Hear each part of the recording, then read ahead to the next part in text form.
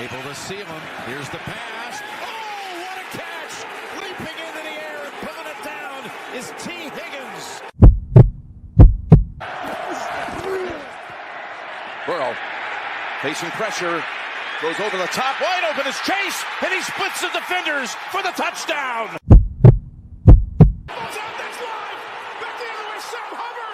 The Cincinnati Kid, Hubbard's got a convoy, chased by Andrews, at the 30, the 20, he will score!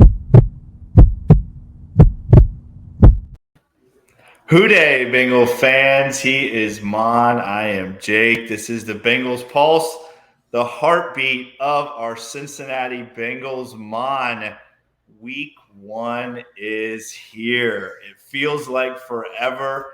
I'm just beside myself right now with excitement.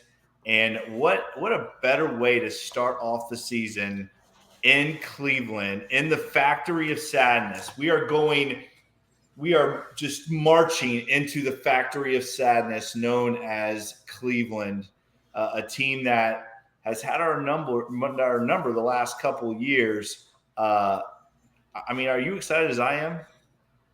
I am. I'm a little nervous also. I guess that's just my You're nature. Always nervous. You're always nervous. I am. Week 1 is always the most unpredictable season or start of the season. I mean, you never know what's going to happen. The bad teams are pumped up. They're excited to get the season going and playing on the road in Cleveland against a division opponent. The Bengals are a better team. I think they have better players. I think they have better team chemistry. Even though recently the Browns have played really well against us and have, beat us. But I think the Bengals are going to handle business, but it's going to be a close game. It's not going to be a blowout. Well, we will see what our predictions are. I'm going to disagree with you. I don't think it is going to be a close game, but we will see what our predictions are here at the end of that segment. Mon, this Cleveland Browns team really has had our number, and it's very interesting. I want to go over this stat with you really quick before we dive into Bengal news. Just really quick, Mon. Since 2000, so I'm going to start 2015, right? Okay. 2015, 2016, 2017, the Bengals went 6-0 against the Cleveland Brownies. Okay? So for those 3 years, 2015, 2017, 6-0 are Cincinnati Bengals. 2018, the Browns went 2-0. In 2019, we went 1-1.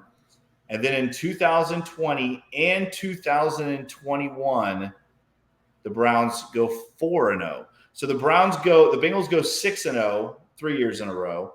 And then the next 3 out of the last 4 years, the Cleveland Browns go basically 7-1. And then last year, obviously, the Bengals split again. So very interesting. This has been a very interesting 8 years of football because we've seen the Bengals run the table, and then we've seen the Browns kind of dominate. And now I think we're back to the Bengals dominating this football team, Mon. I hope you're right. That 2015, 2016, 2017, is that the Manziel years for the Browns? Or was and they keep showing that his first game. I don't know if you watched that, Johnny. Did you ever watch that Johnny Manziel documentary? It's actually really good. It is. And they talk a lot about that.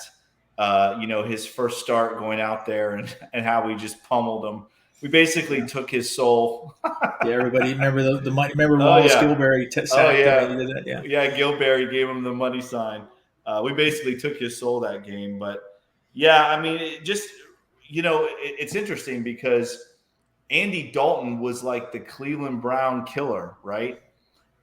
Couldn't beat the Pittsburgh Steelers, and now we have Joe Burrow, who is the Steeler killer, and has struggled against the Cleveland Browns. Very interesting. Yeah, Burrow, I don't think he's won in Cleveland. So hopefully that gets rectified this week. Yes. Cleveland has just been a bad matchup for the Bengals. It's football is just really odd. Cincinnati matches up well. They play the Ravens really tough. the Ravens dominate the Browns. But for some reason about the Browns, the way they're structured, I think we're turning the corner. It's not that way now, but that offensive line really dominated us. And the running backs really had their way against us in that, what'd you say, the last couple of years, we've only beat them once out of 7 tries or whatever that stat is. We beat them twice in 9 games. We've beat them twice, I think, or something like that. Yeah, they did beat us the Super Bowl year, but we had no starters playing. Remember that? Well, that second game, you can't really count the second game because that didn't count. Yeah, it counts on the stat page, but we know, the Bengals were resting everybody. They already clinched. They didn't want, that was their bye week going into the playoffs. But Cleveland has always been a tough matchup. I know, every year I sing their praises. I don't like the Browns, but I respect their talent. We've said this before, and I'll say it again. I think where they lack as an organization, they don't have that it factor. They don't have that team chemistry. They don't have that, that strong locker room. And, you can blame the coaching staff for it. You can blame the ownership. You can blame some of the players. But that's where the Bengals really excel. They have a great locker room, great team chemistry, amazing team leaders. That's why they're one of the top teams in the AFC. And I think that's going to get us – that's going to be one of the big reasons we win the AFC North again this year. Well, we'll get to the Cleveland Browns in a little bit more detail, but let's talk about that leadership, Maan. A perfect segue into what I want to talk about, and that is the team captains this year. Very, very interesting group of team captains. Some guys on there that are not a surprise. Obviously, Joe Burrow and Sam Hubbard once again. But I love Mike Hilton as a team captain. I mean, that to me is just incredible. Mike Hilton has become one of the best free agent pickups we've had in a very long time. But what he's done, just not on the field, but in the locker room, he really has become a leader of this football team. Same with Ted Karras. I mean, think about it, Maan. Ted Karras walks in as a free agent and basically right away becomes a captain. So you have DJ Reader, you have Ted Karras, you have Sam Hubbard, you have Joe Burrow, you have Mike Hilton, and you have your guy, Joe Mixon, who, again, with all the off-the-field stuff that's been going on, you and I have always thought highly of Joe Mixon. And it looks like that we have a very good reason to, because the rest of his teammates feel the same way. Yeah, there's 69 players on a roster counting the practice squad. A lot of chatter about Joe Mixon this offseason. A lot of people on Twitter, even some media members, little snide comments towards him. And it really doesn't matter what other podcasts say or other fans on Twitter say. It's what those 69 players say. They voted him a team captain. He is important to them, and he is loved by that locker room, and he can still play. And I have absolutely no problem with our team captains. Every one of them are deserving. I'm glad Ted Karras is there. I'm glad Hilton is there. I'm glad all those guys are there because they're a very important part of this football team. And, I know there's only a handful of team captains. I think there's 15, 20 other guys that are well-deserving. And again, I cannot speak enough about the team chemistry and really what makes this team good. Obviously talent, Joe Burrow, all these skill players, but it's bigger than that. It's the intangibles. That's what makes this team elite. Well, and not only that, but you look at this group of captains, you have 3 offensive guys, 3 defensive guys. We've seen special teams captain thrown in there. We didn't see that this year, and that doesn't really mean that's not a big deal. But I think it is something that's very interesting when you think about these last couple of years. We've had these special teams captains, just a very young group on special teams, right? A lot of young guys. Again, some guys that did not make this roster that have been very strong special teams players for this Bengals team the last 2 years. A couple of them being brought back on the practice squad, but just a very interesting thing. I think the first thing that jumped out at me was I didn't really see a special teams guy on there.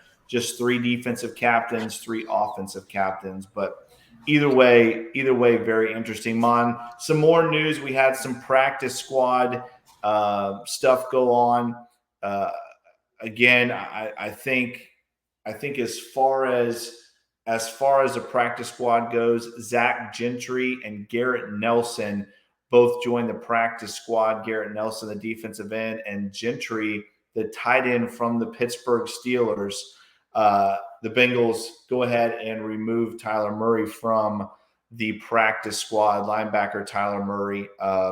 So again, we're starting to see the practice squad kind of shape itself out. The Bengals do go out and they get a veteran tight end. When I say veteran, a guy that's actually played in the league a little bit. So that could mean something. I don't know. We'll see what Zach Gentry does. But again, some movement there on the practice squad going on right before the beginning of the regular season. Yeah, I like that. I actually like the tight end pick. I do too. For the Steelers. The Steelers tight ends are you can't go wrong with them, right? I mean, Steelers tight ends usually work out pretty well. No, you can't. He's not going to wow you with his athleticism, but he's going to be a good run blocker. And let's face it, the Bengals, they had every opportunity to draft some tight ends this year. They didn't do it. They picked up one undrafted free agent. Tight ends aren't a big part of this offense. And I expect Irv Smith to play well for us, but Gentry could get activated, come in and help with run blocking. That's something I really think that, when I saw that signing today, I'm like, man, I think the Bengals are really going to try to reestablish the run, become more efficient. I think that's something that's going to be big for the 2023 Bengals, but I had no problem with it. And I love the fact that they got the running back from the Browns. We talked about him. Hey, it's good to get some intel from him. And, hey, they know that offense. So why not? Every other team does it.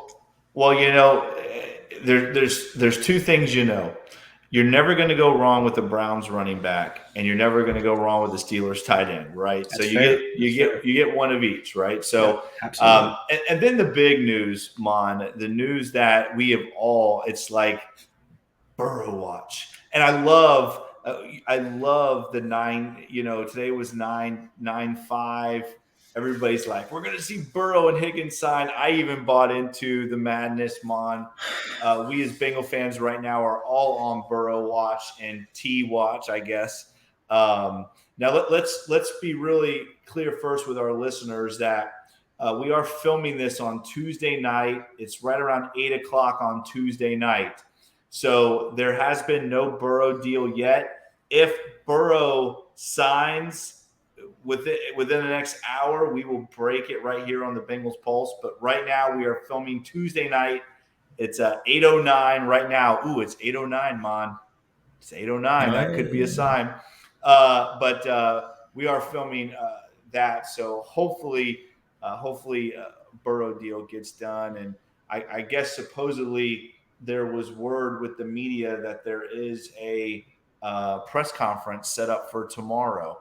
So what does that mean? I don't know. It could just be the regular, maybe a regular Wednesday press conference, but I don't know. Hopefully we got some interesting news coming down the pike for Joe Burrow and possibly T. Higgins. Yeah, that would be good.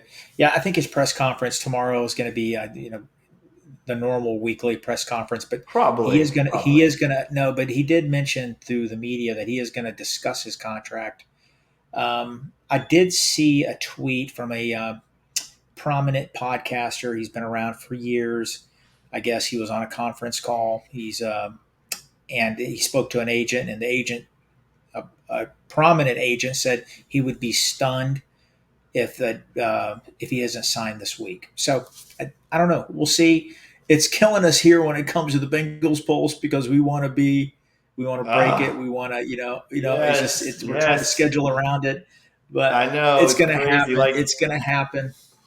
We didn't do our show yesterday, our regular Monday show. We waited for today because we're just waiting for this Burrow news. But it's crazy. It is. It's like Burrow watch. Because I do think we're going to see something, and supposedly there is a deal on the table, and it is one of the largest deals ever. So I don't know. Going to be very interesting. But what a way to kick off the season, Mon, if we start this thing off with a Joe Burrow extension. That would just be incredible. Yes, it would be, and I know it's going to happen. As Bengal fans, we want it to happen. We wanted it to happen weeks ago. It's going to happen. I'm not worried about Joe Burrow. I'm starting to get a little worried about some of the other guys, but one player at a time. Let's get the big guy signed, and we'll see how it goes. Real quick, let's do this real quick. Over under, Mon. Burrow's contract extension. We'll set the mark. I'll set the mark at 6 years. Is it over or under 6 years? Over under. I think it's going to be okay. Are you adding the 2 years he's already going to be here, or 6 years on top of? I'm adding on top of the 2 years he's already going to be here. It's going to be under. It's going to be under 6 years. Okay. So you're saying it's going to be about what, a 4 to 5 year extension on top of the 2? I think he'll be here another 6 years. I think he'll sign a 4-year contract extension. So on top of the 2 that he has, he'll be here another 6 years. All right. So I'm going to say it's a 4-year contract extension. We're looking at about $220 million. Okay. Interesting. Now, I'm just going to throw this out here. I know what you're talking about. I've read the same stuff.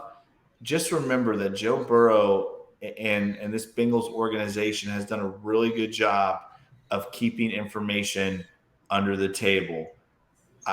I don't buy it, Mon. I don't buy this thing that Joe Burrow doesn't want a long-term deal. I don't buy that. I think they're going to come out, and I think it's going to shock everybody. I'm going to say over. I'm going to say over. I'm going to say 6 or over. I'll say 6 or over for this contract extension. But let's get to the Cleveland Browns. And again, a team that they're just – it's so frustrating, right? It's so frustrating watching us play against this team the last couple of years because, you said it, there's talent on this Browns team. I'm not going to deny that. But this Bengals team is not only more talented, but just has better leadership. But there's just something about this Browns team right now. And I feel like this is the game the Bengals are really going to put a stamp on that. But let's talk about this Cleveland Browns team, Mon. Offensively, obviously, you have Deshaun Watson, who hasn't had a full year under his belt in a couple years. Obviously, played toward the end of last year. Really didn't ooh and ah anybody. I'm still not. I'm just not a fan of Deshaun Watson. I don't think he's really done anything to get recognition that he's gotten. He's definitely not earned the contract that the Cleveland Browns, or I should say the Cleveland Clowns, are paying this guy.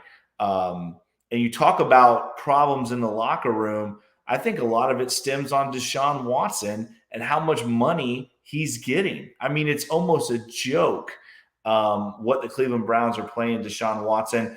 Then you got Nick Chubb. And Nick Chubb obviously is he's an asset, and he is a good football player. I'm not going to put any disrespect on Nick Chubb. Amari Cooper, obviously, Peoples-Jones, who has really come about and become a better player. Elijah Moore, who they went out and got, and David Njoku, all formidable weapons. Nothing comparable to what the Bengals bring to the table. But that Browns offensive line is pretty damn good, Mom. Yeah, they are. I think that's what makes them. Batonio is an all-pro. Wyatt Teller's an all-pro. They got 2 good tackles in Willis and Conklin, and their center Pokic is Pro Football Focus had him as the 3rd best center in football last year. That's the thing about the Cleveland Browns, the trenches. I think that they really Last year, they struggled on the defensive line, stopping the run. They spent a lot of money on that defensive line to solidify it. So you pair that with that already strong offensive line. That's pretty good nucleus. And I admit their skilled players aren't as talented as the Bengals, but when it comes to Amari Cooper, don't forget the other wide receiver they got, Donovan Peoples-Jones, um, Elijah Moore they picked up from the Jets. They have a lot of skill players. The key is going to be the quarterback. Watson only played 6 games last year, went 3-3. He went literally 2 years without playing. Is he going to be able to get back to that? He was in the MVP consideration with the Texans. He was playing really well years ago. Can he get back to that? I don't know. The Browns are hoping because they spent over $200 million on him, guaranteed to get there. I don't see it happening. But if we're just talking about the offense, that offensive line is the key to the team right now. And they're very formidable. And Nick Chubb, Bengals have contained him the last couple games, but he has a history of really going off against the Bengals. Hopefully we can contain him. And that's going to be the key for us winning this Sunday at 1 o'clock. Well, defensively, you look at this Browns team, and obviously Myles Garrett, one of the best right now in the NFL at that edge position. Zadarius Smith, another very tough edge player. And like you said, that front four is pretty formidable. The linebackers are average at best. And then possibly their second best player on their team in Denzel Ward banged up and is questionable for Sunday. I don't think he's practiced yet, Maan. So could be interesting to see if Denzel Ward ends up playing. Obviously, Denzel Ward makes that pick 6. Do you remember that? The drive. We get the football. We drive right down the field. He picks 6 Burrow, and then it all just goes downhill after that. So Denzel Ward possibly not going to be there. But as I look at this defense, again, they're solid with that front four. But after that, it's I don't know. It's just average to me. And I think the one thing that you look at on this Cleveland Browns team is there's definitely talent. They got about 12 or 15 guys that are pretty talented, but not a lot of depth on this team, Mon. Even if you look at the 2s on offense and the 2s on defense, there's not a lot of names that jump out to you depth-wise. So this team have got to stay healthy if they are really going to make a run in the AFC North. But it should be interesting. What do you think about this Browns defense? We mentioned earlier how the Bengals haven't matched up well and how they really struggled against the Browns these last 3 years. The big reason is Garrett. Garrett has taken over these games against us. He's caused turnovers, key sacks. Last year in that first game, we're having a great drive, tip pass. We're about to score. Paul gets picked off, and then it just mushroomed, just went downhill from there. Yeah. He makes a lot of tackles look bad. I'm not trying to bang on Jonah Williams, but he really succeeded. He really made Jonah Williams look bad. I get it. He made a lot of tackles, but he had a lot of success against them. Jonah Williams is going to be playing right tackle. The Browns are going to be lining Myles Garrett all up and down the line, so expect Jonah Williams to see him again. Hopefully the Bengals have a tight end that can help out a little bit over there. That defensive line, they spent a lot of money. Dalvin Tomlinson, Zadarius Smith. You can make an argument that's the best pass rush duo in football right now. Zadarius Smith is a dude. What was a weakness for the Browns last year? Everybody ran up and down against these guys. They ran the ball right down their throat. That's why I was frustrated. You talked about it that one game, the first game against the Browns, we ran the ball 10 times the whole game. Crazy. Joe Mixon had 8 carries. We can't have that again. I expect their run defense to be better, but I still expect us to run against them. I disagree with you a little bit about the defensive backs. I know Denzel Ward is hurt, but they have some really good players. They got Juan Thornhill, Martin Emerson, Greg Newsome, really good players. So they've invested a lot of money there in draft picks. They got Delpit back there also. Their linebackers they're just guys. I don't think there's any really elite guy there. They have some capable players, but it's their defensive line and defensive backs. Not having Denzel Ward, that's going to be a big one. The guy's already had 4 concussions. Listen, that's some pretty scary stuff. And I don't want any Yeah. player to get hurt. That's scary stuff. We'll see how that shakes out for him. I hope he does play. I want the guy healthy. But they're formidable. They got a lot of talent there. But the key to the Bengals is just not turning that ball over. You called it, that pick six by Denzel Ward, that tip pass, like I said last year, that changed the tone of the game. We just got to be smart. Playing in Cleveland, it's going to be emotional. We just got to ride the wave. Ride that wave. First 20 minutes, get it out of our system, no mistakes, and just play football. If we do, we're going to win. 2 years in a row, we've had a great opening drive that ends in a turnover. And like you said, after that, it just kind of mushroom clouds and just becomes insanity. By the way, the Bengals-Browns series, the Bengals own it right now, 52-47. Again, that's including some of those good Browns teams back in, and when the Bengals struggled, obviously in the 90s. But you had some good Browns teams back then. But 52-47 is the all-time record. Bengals Browns. To me, Mon. Oh, go ahead. No, I just got to say something.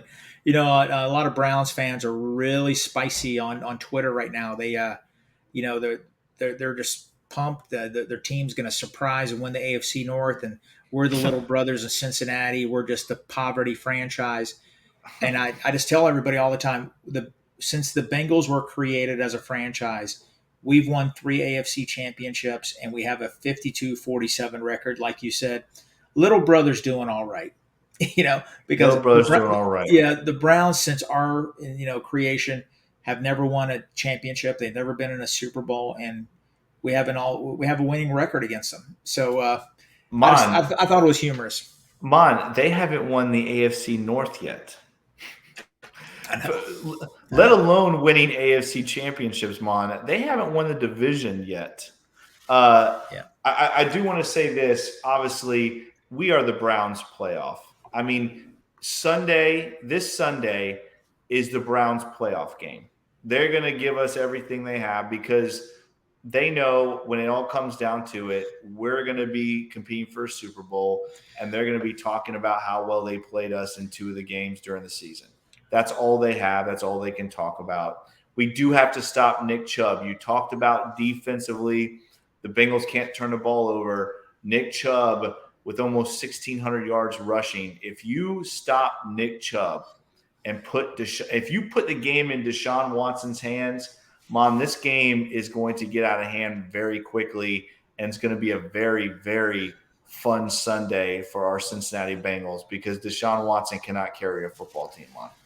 I hear you. I think the goal for the Bengals is they want to contain Chubb. They don't want that time of possession. I remember that one year they had the ball 37 minutes against us. The Cleveland Browns are going to target our safeties.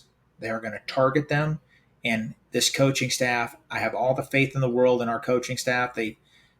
They're preparing this team for that, and I just can't wait to see what Ludini is going to do because we know that they're going to come after Dax Hill and Nick Scott. They're going to put some stress on them, and we'll be ready. We're going to have to play good complementary football. It'd be great to get a special teams turnover, special teams touchdown. That would be amazing. But I can't wait. It's going to be a lot of fun. Party at my house. Party at your house, and I will be there. I'm very excited. What do we got going food-wise? I haven't decided yet, but we will have Carvel ice cream cake. I can tell you that. That is a must. That is a must. Before we pick this Bengals-Browns game on, real quick, obviously the first depth chart came out for the Cincinnati Bengals. Everybody's talking about Travion Williams being that number 2 running back. Any surprises there depth chart wise? I mean, I don't think so as I look over it. Again, really, it is what we thought it was. Obviously, the big news is Cheeto being cleared for this football game, but I think we all expected that anyways, right? I think this Bengals team right now is, knock on wood, pretty damn healthy. And but besides that, Mon, anything that you saw depth chart wise that jumped out at you? No, it looked pretty straightforward to me. Yeah. Travion Williams is obviously healthy to have him number 2. I expect Chris Evans to be active and play a lot also. Nothing really stood out, and just want to get these guys healthy, and just want to have that's going to be, the great equalizer in football. People don't like to talk about injuries, but injuries happen. Just want the Bengals to be healthy this year, because I think if they are, it's going to be special. Absolutely. And Eric reminded us, Chris Evans starting as kick returner. Yes. Very, very interesting, right? Travion Williams now being the number 2 back. Yes. Chris Evans. Now Chris Evans gets to touch the ball a little bit. We'll see what he can do. Maan, here we go. Bengals, Browns. We're going to do the whole AFC North like we always do.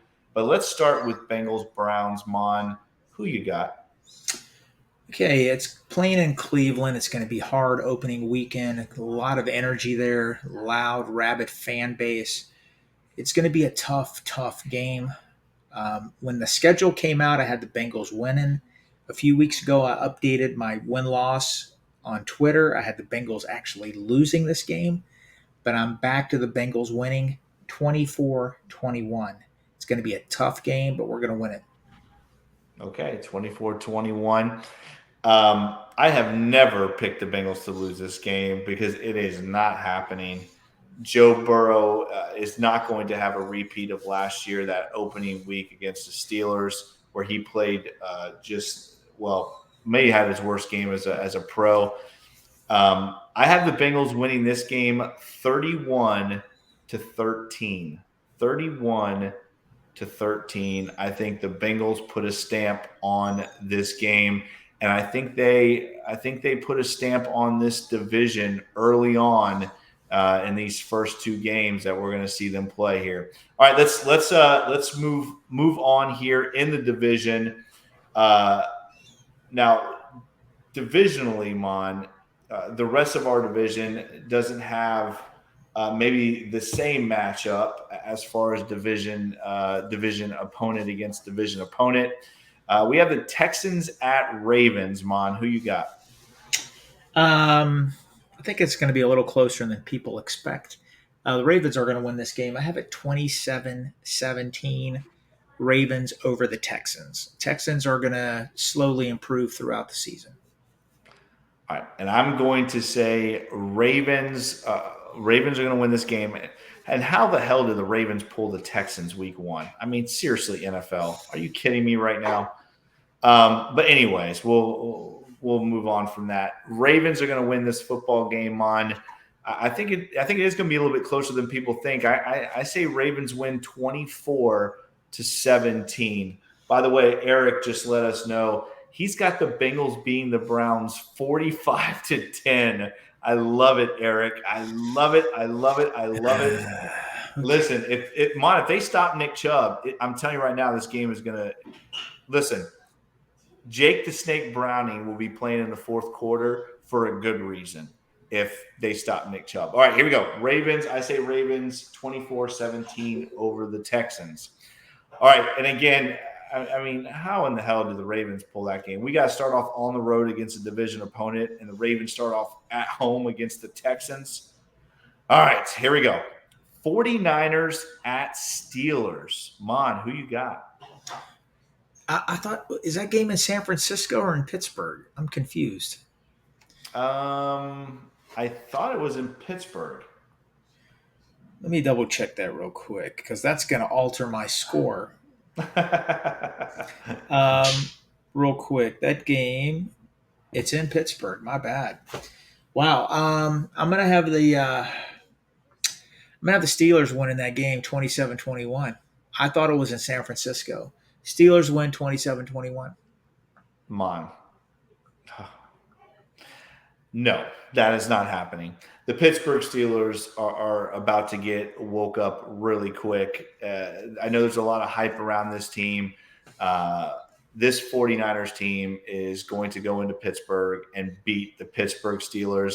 I'm going to say 49ers win this game 27-13. 27-13. The San Francisco 49ers win this football game. I hope you're right. playing in I Pittsburgh know week I'm 1. right. I'm know I'm right. So I have 49ers over Steelers, Ravens over Texans, Bengals over Browns. You have Bengals over Browns, Ravens over Texans, and Steelers over 49ers. Shame on you, Maan. But gonna be a good weekend of football, a very exciting weekend of football. I can't believe we're already here, Maan.